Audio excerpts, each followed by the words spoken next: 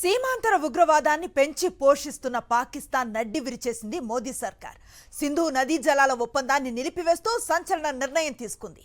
Indus water treaty నుంచి భారత్ బయటకు వస్తే పాకిస్తాన్కేం నష్టం?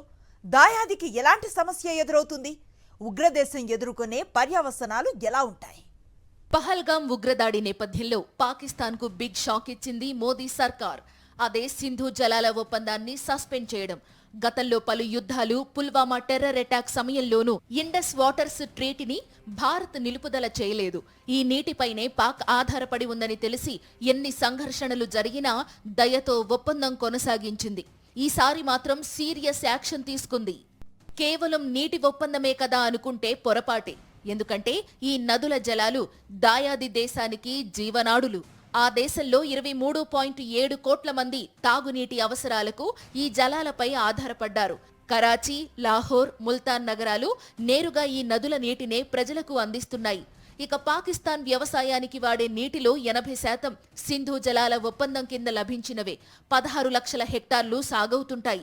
పాక్లో వ్యవసాయం దాదాపు పశ్చిమ నదులైన సింధు, జీలం, చీనాబ్ నీటిపైనే ఆధారపడి ఉంటుంది.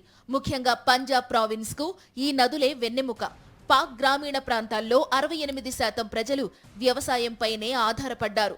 రైతులకు సమయానికి నీరు అందకపోతే పంటల దిగుబడి తగ్గుతుంది. దీంతో ధరలు పెరిగే అవకాశం ఉంటుంది. సింధు బేసిన్ నుంచి పాక్ 154.3 మిలియన్ ఏకర్ ఫీట్ నీటిని ఏటా సరఫరా చేస్తోంది. ఆ దేశ ఆహార భద్రతకు ఇది చాలా కీలకం. పాకిస్తాన్ ఇప్పటికే తీవ్రమైన నీటి కరువులో ఉంది. అక్కడి నీటిపారుదల నిర్వహణ అధ్వాన్న స్థితికి చేరింది. భూగర్భ జలాలు పడిపోతున్నాయి. కొన్ని ప్రాంతాల్లో ఉప్పు నీరు చొచ్చుకొస్తోంది.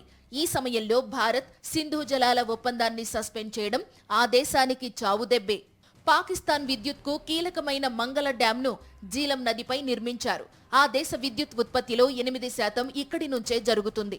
ఇక సింధు నదిపై నిర్మించిన తర్బెల డ్యాం పాక్ వినియోగంలో 16% సమానమైన విద్యుత్ను తయారు చేస్తుంది. తాజాగా సింధు జలాల ఒప్పందంతో పాక్లో 24% జల విద్యుత్పై ప్రతికూల ప్రభావం పడనుంది. పాకిస్తాన్ జీడీపీలో 25% ఈ నదుల నుంచే లభిస్తోందంటే భారత నిర్ణయం ఆ దేశాన్ని భవిష్యత్తులో ఎలా ప్రభావితం చేయనుందో అర్థం చేసుకోవచ్చు. సింధు జలాల ఒప్పందాన్ని నిలుపుదల చేయడం అంటే రేపటి నుంచే నీటి ప్రవాహం ఆగిపోతుందని కాదు.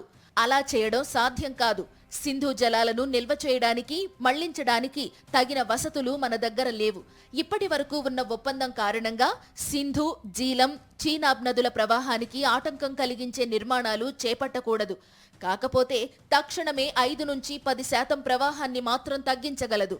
ఒప్పందం నిలిపివేతతో భారత్ స్వేచ్ఛగా నిర్మాణాలు చేపట్టవచ్చు. భారీ డ్యాంల నిర్మాణం జరిగితే పాక్ గొంతు ఎండినట్లే. నీరు లేకుంటే బతుకే లేదన్న విషయం తెలియనిది కాదు. అంటే పాకిస్తాన్కు కీలెరిగి వాత పెట్టింది మోదీ సర్కార్. ఇక దాయాది ఉక్కిరిబిక్కిరి కావాల్సిందే.